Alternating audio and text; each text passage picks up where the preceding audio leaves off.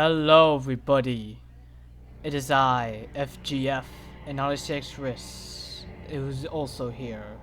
And today, we're gonna be reviewing and summarizing the Five Nights of Freddy's movie. This is something that we've been waiting since 2015, when it was first announced. And now, it is finally here. And today we're summarizing. No plushies, you know, not that type of stuff. That's for Loki. And this is probably gonna be my last summary I ever do on a movie. Because for the Marvel, that is gonna be more of a review rather than a summary, a spoiler review actually. And that's all I'm gonna say. Let's get into this. I'm not sure how we're gonna start this off. I guess we'll be reviewing while we're summarizing. Alright, I got it now.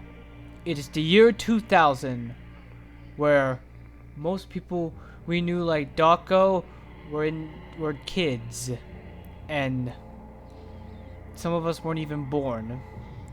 It was the start of a 21st century. We see this night guard the night guard. He is trying to get into a vent while he's worrying that someone is going to come after him. He's able to get the vent open. He starts crawling in. He thinks something is there, but it isn't. While there, we see the cameras shifting. Actually, the entire intro of Universal Blumhouse was also glitching. And we see that someone is missing from the stage. When the night guard is near to an exit and tries to open it, he hears Foxy, who goes dummy something like that, like in the film. So like in the games, Foxy does go dum or something like that. You can probably find the soundtrack of him going dumbing in somewhere. That's just what he said. He says dumb. What? No, it's not. So I'm pretty sure there's a soundtrack. Yeah, in the critics, did Foxy going dum is actually a song. So he does his donut and then he charges at the night guard. After that, the night guard wakes up in some weird torture device where he's basically stuck in a chair and he sees a mask of Freddy Fazbear that has weird sharpie thingies that are near the mouth, blades that are near the mouth, and it starts getting towards him while it spins. He tries to escape, but he sadly cannot, and gets murdered. We don't actually see the slicing because I don't think that will be allowed in a PG-13 movie. Actually, it could have, actually, now that I think about it. They would just have to really censor it. After that, we get a pan to the freaking pizzeria where we got the Blumhouse opening credits. And these are probably my favorite opening credits of all time. Because after we get a look into Freddy Fazbear's Pizza, we get an 8-bit opening with children humming in this soundtrack that's actually called Foxy Fatality. And we see an 8-bit origin of Afton luring the kids to the place. First, I think it's Foxy, then Freddy, then Chica, then Golden Freddy, and then Bonnie. While seeing 8-bit sprites of them and Spring Bonnie and the FNAF animatronics. Then we pan to Mike Schmidt, where the alarm says 6 a.m. and he wakes up, does his ordinary routines, and goes to work. Where he basically works in a mall. And he's talking to someone about a dream theory, which you might know is a reference to MatPat's a popular dream theory. And they talk about... What did they talk about during Dream Theory?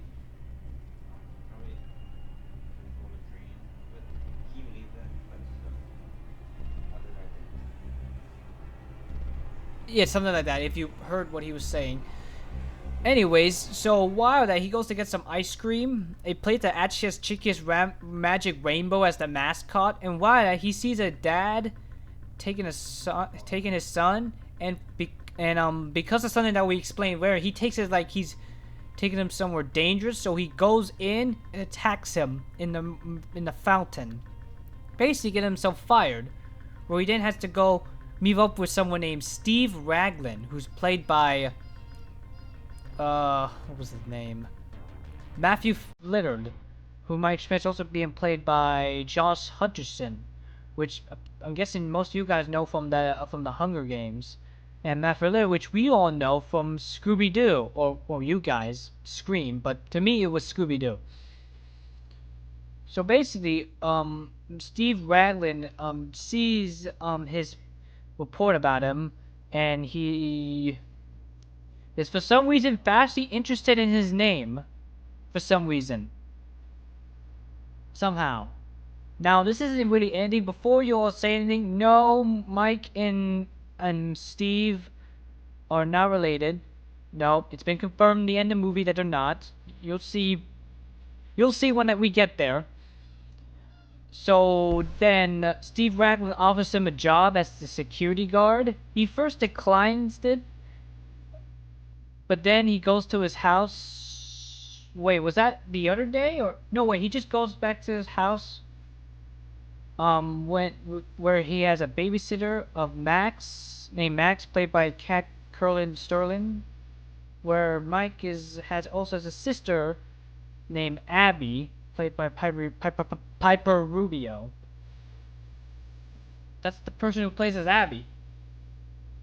Well, you know who Abby was. You've seen the movie. What? Anyways, Abby is drawing pictures, which actually become relevant later, I meant. And we actually get this scene where we actually got a pre-tape of it, or a pre-audition tape of it early on during August, was it? August or September? Basically, we had we had two gals, one that was playing as Piper, another one, I don't know, I'm guessing Max? I'm not entirely sure, but the final cut of this is actually Mike this time, basically looking at Abby's drawings and then telling her that he needs to go to dinner, but Piper refuses.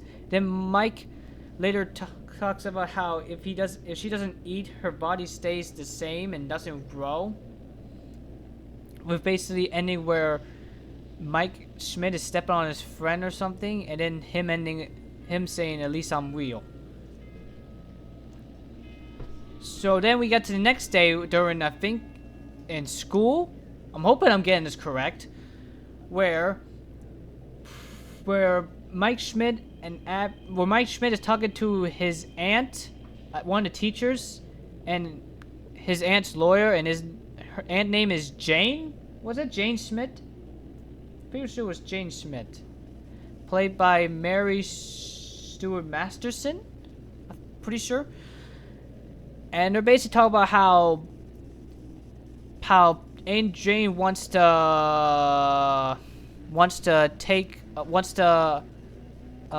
Papa Rubio and raise her on her own instead of Mike Schmidt, because she doesn't think Mike is responsible because of how he beat up that one dude in the mall.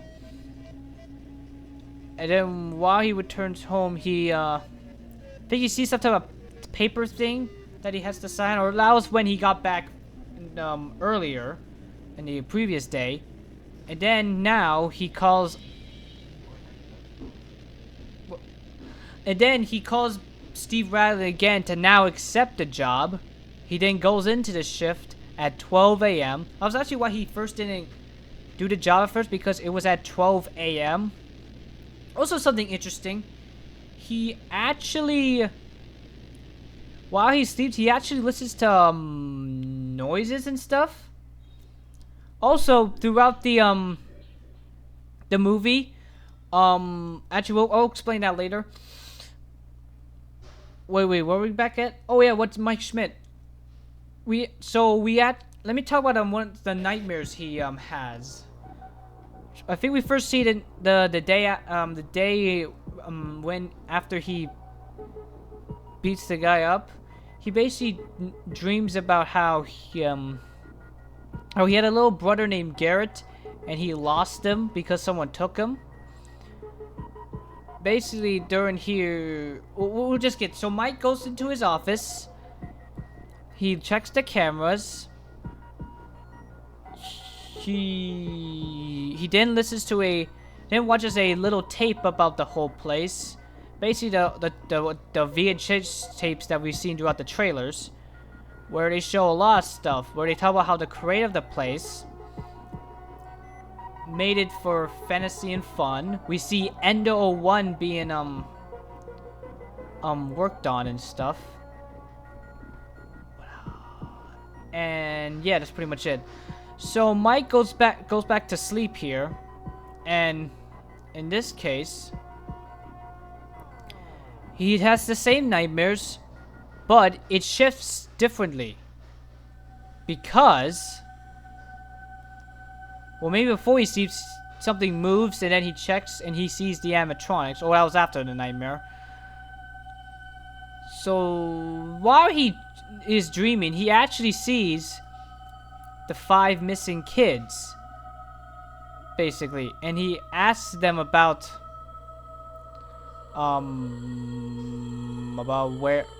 Garrett, but they quickly run away before either he asked the question or during asking it. And I'm not sure if anything happens in the first time he sees this. Did something happen? Or no? Or that was the second time? In Mike's nightmares when he starts seeing the 5 missing kids. The first time you see it, does anything insane happen, or is that until the second time? Okay. Oh yeah, he tripped. And then it reaches 6 a.m. and then he leaves. So then the second day, what happens in the second day? I don't think anything eventful happened the second day, or is that just me?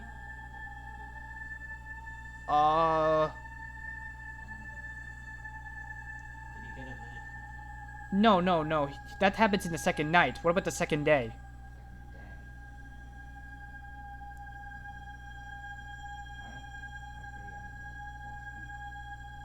I think something did happen in the second day.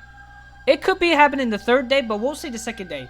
So basically, Jane, her lawyer, Max, the babysitter, and her brother Jeff, I think is the name.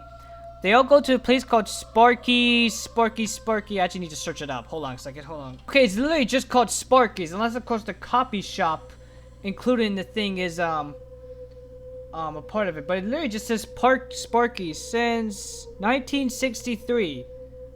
Is that a Candy's reference? I'm not entirely sure.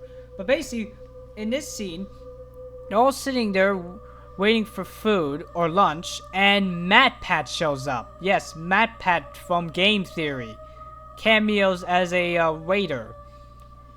And basically what's happened is he's trying to ask them for lunch, but Aunt Jay doesn't want that. But he reminds her that lunch is the most important meal, with her lawyer saying that they thought it was breakfast, with MatPat saying that that's just a theory. Anyways, basically they're talking about how they want to find some evidence to make sure Mike Schmidt cannot raise Abby anymore. So basically they talk about his new job, and where they're basically Jeff will basically Jane wants them to trash the place, basically. That's the plan. So now we're in night 2, where basically the same simple stuff happens, where he goes to the office, he falls asleep, he has the dream again, but this time he demands about Garrett with them running again, but he's able to catch up to the spirit that possesses Foxy, and while that Foxy's actually leaving the cove while he's sleeping. And then the kid actually slashes him with his hook. And when he wakes up, the cut is actually still there, meaning Foxy actually slashed him, because while something is malfunctioning, he goes and tries to turn it off. You can actually see Foxy in the doorway while he's trying to turn the thing off.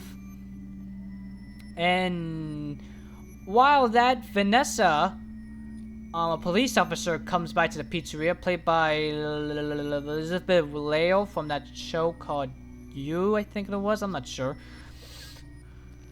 Basically, she comes in and introduces her about the animatronics and stuff, and the incidents about the place.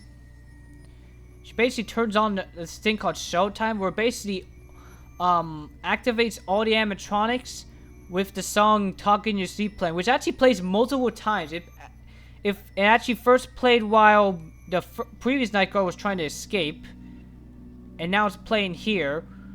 But while it's playing, when Bonnie touches the guitar, it actually malfunctions and shuts down. Because for some reason, Bonnie cannot touch his guitar. It's very fragile, which actually is important later on. So that's it in night 2. That nothing else I think is full on explained. Oh. So then what happens next is in day 3, when Max and Jesse, the coast is clear, they actually get up 2 other people named Hank and Carl, and they start trashing the place. Hank, Carl, and Jeff start trashing the place. While Carl is trashing the kitchen, he notices something moving in the freezer. So he goes in to check, and he sees basically it's the cupcake, the thing that Chica carries. And then he hears a noise and looks away, and then looks back, and the cupcake's gone. But then he looks back and sees Chica there with the cupcake jumping on his face and basically eating at it. We actually see the aftermath of it, and I actually could not tell what happened to it. Hold on, I don't think I even dare want to see the aftermath of Carl eating Carl's face, but it looked like loads of wires when I saw it. What? Huh? Yes, we saw his... Yeah, we saw it. And it looked like freaking... his face turned into wires or something. I'm not entirely sure. So Hanks actually see this, and then Chica actually sees him. So he runs away with Jeff looking at the office. And he can actually see Hank running away to the supply closet. And then while Hank is trying to turn on the lights, Bonnie shows up behind him and kills him. With Jeff basically checking on to see what happened. With later the door opening and Bonnie steps in to scare him. So Jeff tries to go to the exit while he's actually carrying some cash.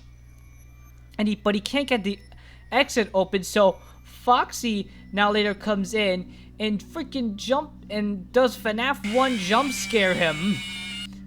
And now he's dead. And so when Max realizes that they were all taking too long, he decides to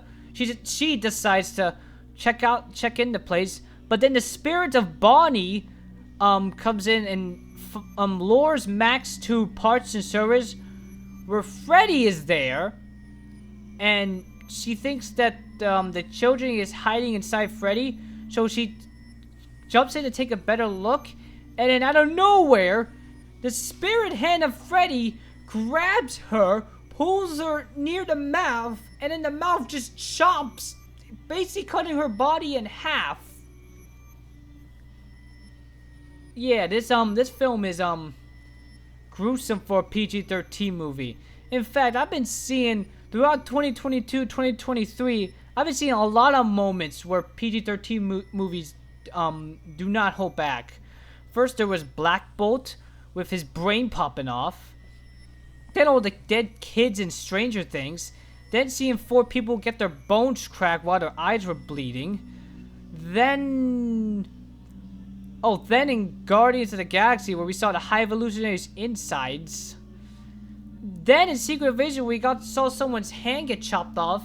Someone's between things of the fingers getting sliced and then scratching the knife off. Then we saw someone's face getting shot, and then the aftermath of it. And now this. The next thing. What's gonna happen in the Marvels? Well, actually, I don't think Marvels will get graphic. That honestly does not need to get graphic. That better not be graphic. But still. Anyways, let's move on. So, when the babysitter, Max, does not respond to Mike, he realizes he has to bring Abby to work this time. And Mike basically sees the aftermath. Actually, Vanessa first comes into his house and basically tells Mike not to fall asleep in the job no more. Or that happened in night 4. One of those. No, that happened before night... Yeah, that definitely happened. So basically, what happens now is that... Mike is doing his shift while Abby is actually sleeping. While then Mike actually falls asleep again and dreams about the spirits again. Also, I think I forgot to mention, after the foxy spirit slices Mike's arm, his eyes actually bleed black, just like the crying child's in FNAF 3. Now in the third dream, the same thing's happening again, but he's able to, I think either Golden Freddy's just standing there, or he's able to catch up to Golden Freddy. But he actually talks to Golden Freddy, and he basically is talking about asking Golden Freddy about Garrett, and he wants to know if he can give them what they want. And while that is happening, Abby is wandering around the place, and he sees that the curtains are open, so he goes to see. Actually, I think the spirits are actually luring her. And he sees Freddy Fazbear appearing from the stage, with then Mike later waking up and seeing Abby's gone and hearing her screams. So when he comes in, he actually sees all 4 animatronics just walking around, with Freddy actually slowly approaching him. But Abby convinces him that he's a friend, because they're not even attacking Abby. They're just playing around. So yeah, the animatronics are being friendly now. And they basically do some mini comedy stuff. Bonnie actually falls off and does the... Oh, wait, no, I think that happens later. But basically, these guys are pretty goofy in this. And I'm probably going to be one of the few people who actually found it to be kind of nice and hilarious. Because a lot of people... There's this trend going on where people thought the FNAF was going to get too kid-friendly. Where people were saying stuff like, we're going to spring his trap. Or, we are FNAF type stuff. You know, like all those kid-friendly type stuff. But no, that did not happen, because the animatronics actually do not talk. They actually do not talk in the film, even though they have actors. And if you go to the Google and search up the cast, you actually see there are actors for Freddy, Bonnie, and Chica, but I don't think they actually talk. I think they're just the persons inside the suit. Is that correct? I was talking about how the animatronics don't talk.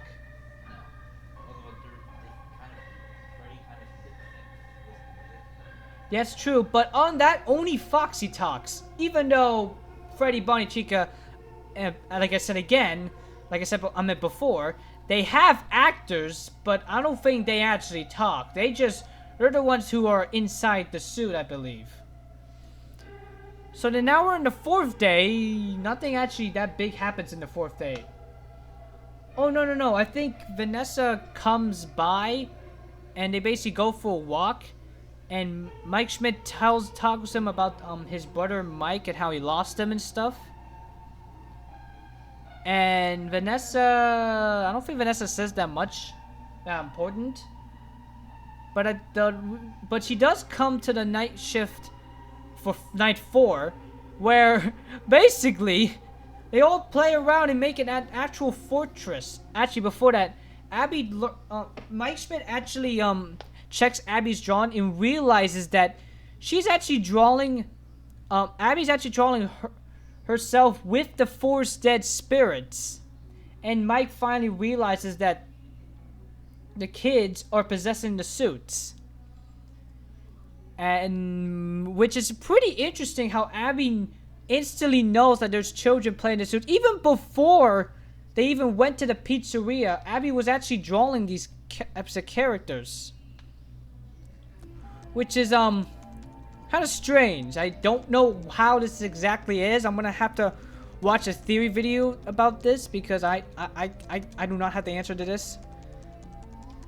But so while Vanessa, Mike, Abby, and animatronics are they're basically doing a lot of fun stuff. They're building a fortress, which is hilarious. The funniest thing I've seen. And they all just sit around. And then one time while they were jamming, Abby accidentally touches Bonnie's guitar, which basically electrocutes. Why that? Vanessa was warning Mike about something. So when Abby wakes up, Vanessa leaves and tells the Mike that she cannot be there anymore because something bad is gonna happen. And when Mike sees that, he decides to call Aunt Jay and basically tell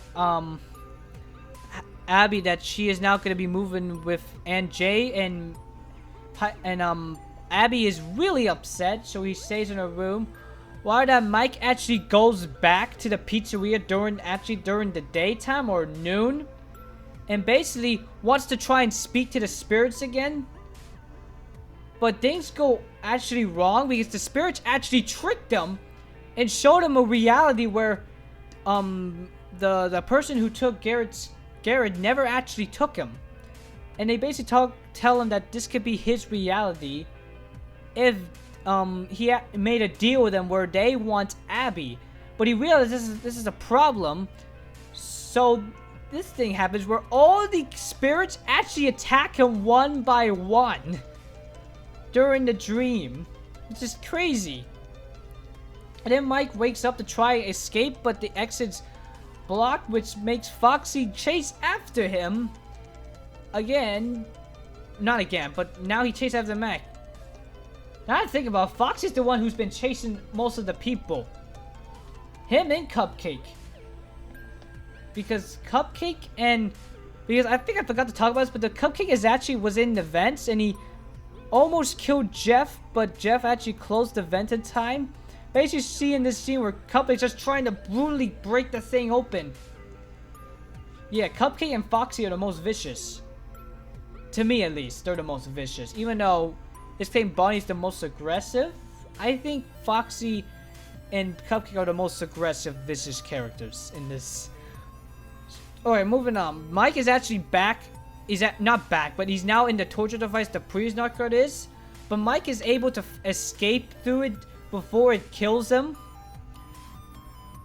And he basically tries to go back to exit again, I think. And he actually later does escape, getting saved by Vanessa. While this is happening, Golden Freddy, out of nowhere, shows up in her house, kills Jane, and then talks to Abby, telling her to come in. Come to the pizzeria, where they basically get a taxi from Corey Kenshin, who cameos. Oh damn! I forgot about something. Okay. Oh great. Why didn't you remind me? Okay, you know what? You gotta explain because I forgot to talk about something that happens throughout the movie. Come on, we got. I forgot to talk about this throughout the movie. Can you please explain this? You're the one who wanted this. Well, before the movie started, I knew what would make the movie better if Balloon Boy was in it. Mm-hmm. He had to be in the movie to make it a great movie. And this was all before I even knew about the tweet of there being another character that wasn't even in any trailer. Though I thought that was Shadow Freddy. Okay, well, Balloon Boy is first shown when Mike is in his night shift, or was it day shift? It was the night shift. Okay, yeah, the night shift. But he was looking around and he opened the locker, and then he was met with a little Balloon Boy minifigure, he sees a Balloon Boy minifigure, and when I saw it, I told him that I knew Balloon Boy would be in the movie. I knew it. It also reminded me of Lucky Boy, the Lucky Boy story. Oh yeah, Lucky Boy, because that Lucky Boy, he was an action figure, right? Not a full-on giant thing. Yeah. So is Lucky Boy canon? No. Okay, we'll not get into that. Oh, speaking of canonness. What? Like the thing. Oh right. While Vanessa and Mike were while Mike was getting bandaged, Mike actually sees this thing that had that had a face that was the Elador, that looked like the Elador from 1:35 a.m. When I saw that, I was thinking that was the Stitch Wave because it looked like that. But actually, Vanessa confirmed that that's actually a spring locked, and basically, she talks about how they're really fragile. Basically, what the spring lock looks like is basically, think of an endoskeleton and it has these little pointer things in the chest, and can basically snap. That will be important later on. Anyways, what Chris was talking about Balloon Boy, he actually, like he said, he appears multiple times in the film. One time, as he said, when Mike was opening the thing. Another time when Jeff was doing something. I forgot what it was. I think he also appeared a third time. I don't remember when. But he also appeared a fourth time in the post-credits scene where he basically jump scares Corey Kenshin out of nowhere. Why he was tired of taxi driving. Alright, back to where we were. So, while Vanessa's being taken to the FNAF pizzeria, Vanessa confirms that the animatronics want to turn Abby into one of them. And he also talks about the animatronics are being controlled by what I don't think she told him that, but basically he confirms about how the kids were murdered or missing, and that they were stuffed into the suits. And that was gonna happen to Abby, where she was gonna get stuffed into a suit. Specifically the same spring locks that we were just recently talking about. Because Chica actually, while Abby's being Showtime actually turns on with all the animatronics performing, and Chica actually takes her to the Springlock area. While Vanessa confirms that the person who killed him is someone named William Afton, who is actually Vanessa's dad. So does that confirm that Vanessa in the games is Afton's kid, or like some reincarnation that we've theorized before? Because we do know, because I'm pretty sure we do know Vanessa's initials are VA. So does that actually mean Afton? Is that the real question? I'm not entirely sure. I'm not sure this means anything at all. Alright, so now Mike actually goes in. Vanessa actually told him a way that he can fight off the animatronics. It was by actually using electricity. Kind of like 5 shows of Warriors, where the only way to defeat the viruses and an entity, you had to use electricity. The same thing is here. So they get tasers in to get ready and shock the animatronics. And that's what they do. Mike first comes into the place, and he sees that the animatronics are performing. Well, at least Freddy, at least Freddy, Bonnie, and Foxy. Well, Chica's actually getting lured, and he actually goes a little stealth mode because Freddy is noticing that something sus is going on. But while Freddy's not looking, he actually chases both Freddy and Bonnie at the same time. Here saves Abby from almost getting springlocked and shocks Chica.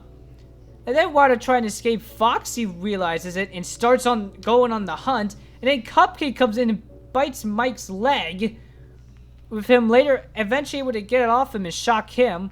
But while he's that, Abby actually goes on a hide and seek with Foxy, where she's first hiding in the arcades, where Mike referencing Charlie hiding in the arcade from Foxy in the Silver Eyes, and then she later goes into the ball pit,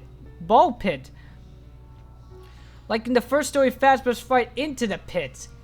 And while Foxy is about to, actually no, while Foxy's is finding Abby, Mike actually is trying to escape, I think, or find an exit, and then he appears. Spring Bunny, aka William Afton, comes in, and he is fantastic. He is fantastic, the voice and everything, it's so good. He comes in, and basically Mike comes in, tries to use the taser, but it doesn't work because he's not an animatronic. So he then comes in and just tackles him, and he talks about how he's not gonna have to kill him. I think while that, Foxy finds Abby, but then Vanessa comes in and tases him. But then while that, I think, oh, I don't know what happens next. The animatronics actually rise up again, I think. Yeah, the animatronics rise up again, even though they were tased. Vanessa basically coming in and is gonna warn Afton that he shoots him, and then he takes off the mask, and boom! Steve Raglan was William Afton the whole time. I don't know why I decided to keep that a secret until the end, but pretty sure some of you who watched this were kind of surprised. Maybe. I don't know. But yeah, basically William Afton was basically hiding disguise as Steve Raglan. While in the books, he actually disguised himself as someone named Dave Miller. Pretty sure you heard that name from Day Shift at Freddy's. So basically, Vanessa actually shoots Afton in the chest, but then Afton chokes her and then stabs her. But then Abby realizes that the animatronics are being controlled by Afton. So what she decides to do is that she wants to take the picture of where Spring Bonnie is with the 4 kids. Actually, I forgot to mention this. Golden Freddy, while talking to Mike, actually draws Spring Bonnie in the forest. But basically, what Abby draws is basically Spring Bonnie killing the kids, and that that makes the animatronics now go against William Afton. So then what happens is that Cupcake comes in, bites a piece of his suit off, and then out of nowhere, the spring lock's triggered, basically destroying him, basically killing him slowly. And then when he's about to put on the mask, he actually says, "I always come back." Well, not like that. He actually says it a little bit faster. Then turns on the mask. Actually, I don't know what happens when... What happens? Is there spring locks on the mask?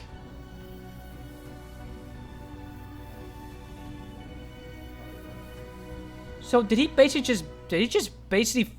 just willingly just slices his face off or something like that?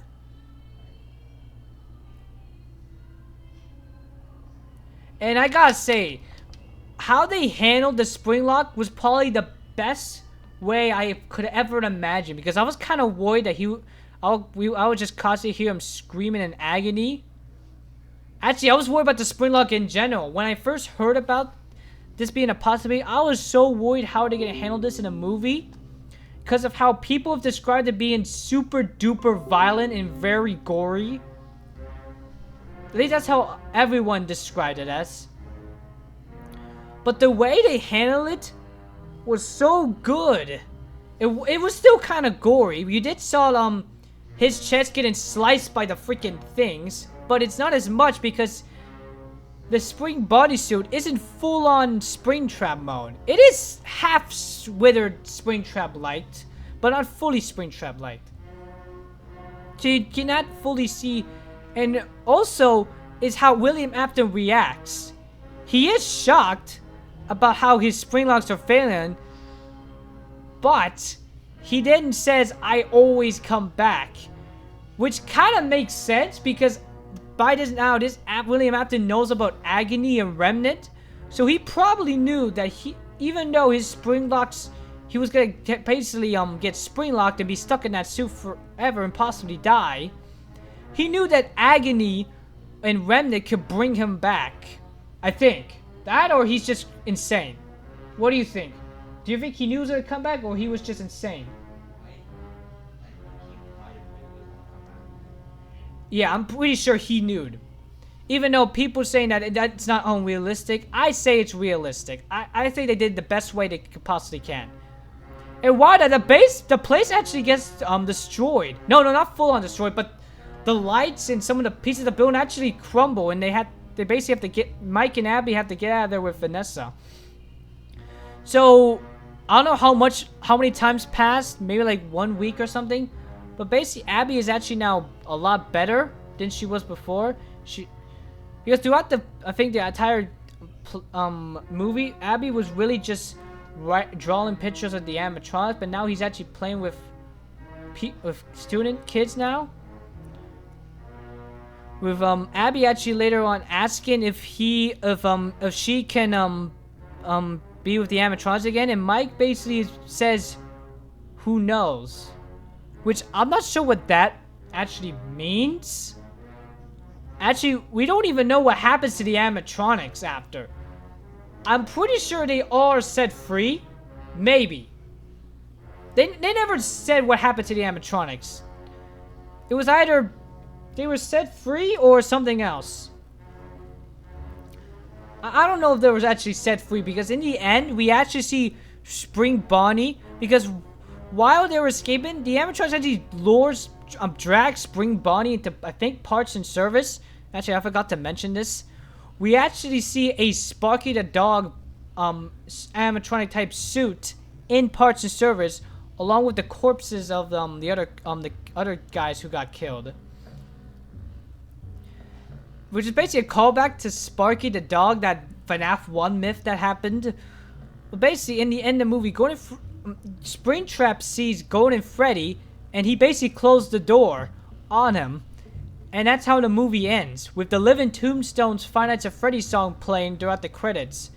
And actually, something very interesting, basically, the puppet's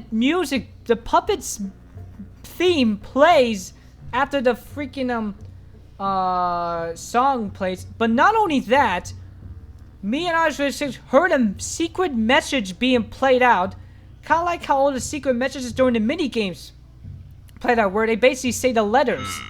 And people, and I saw I think a Reddit post that apparently what they were spelling out was "come find me," which basically leads to a theory I saw throughout media that apparently Garrett is the puppet in this universe, which I guess could be it, but I'm not entirely sure if that's true.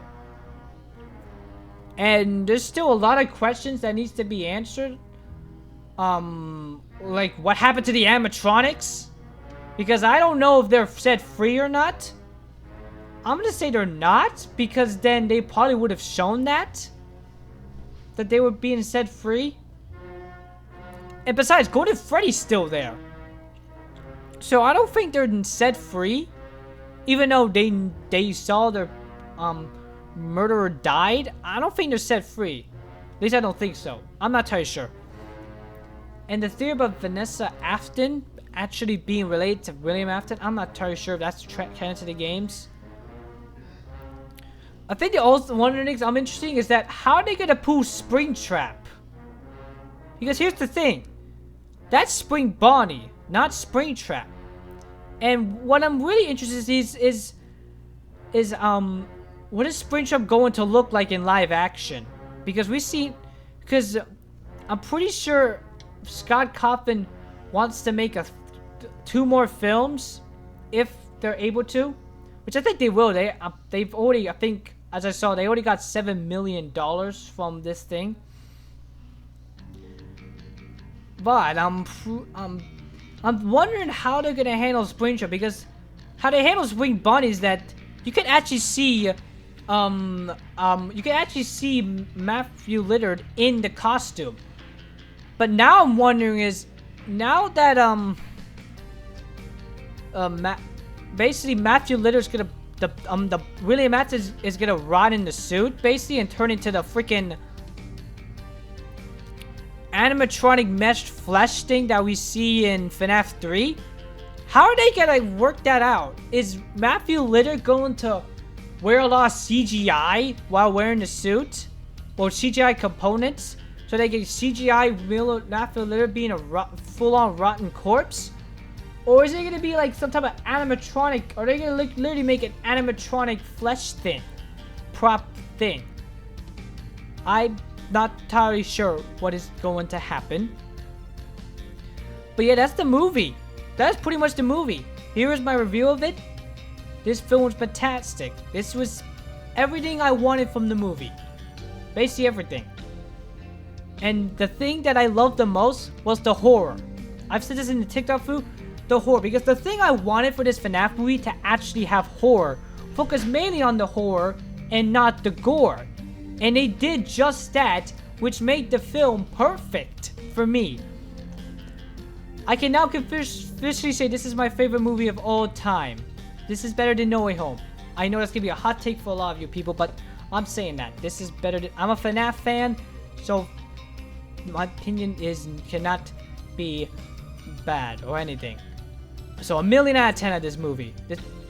So Hardy 6, what do you think about the movie? If you want to tell it to. I personally really like the movie. I didn't have a favorite movie before, and this is my favorite movie. Sweet. What are the things you? What? Because of the Balloon Boy references. Oh, okay. But what's another thing you liked about it?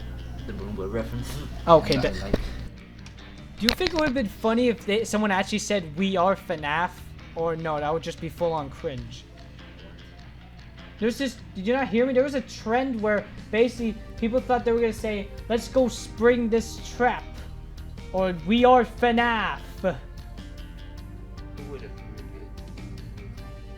I don't know. I don't know.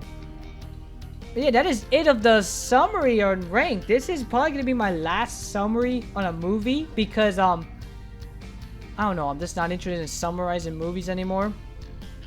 That's probably why Loki Season 2 may be the last summary show. Unless, of course, I feel like summarizing Echo. But basically, yeah, this is it. The Marvel's going to be more of a... It's going to be mainly a review video than a summary. We still have the freaking Sirens book to read. And yeah, hope you enjoyed this. I don't know how long... How long is this video? Oh, damn, this is an hour long. Almost an hour long. But anyways, I hope you enjoyed this video. If you like this video, please give it a like. If you're new to this channel and want to consider subscribing, I would really appreciate if you do. And I'll see you all next time. Bye, everybody.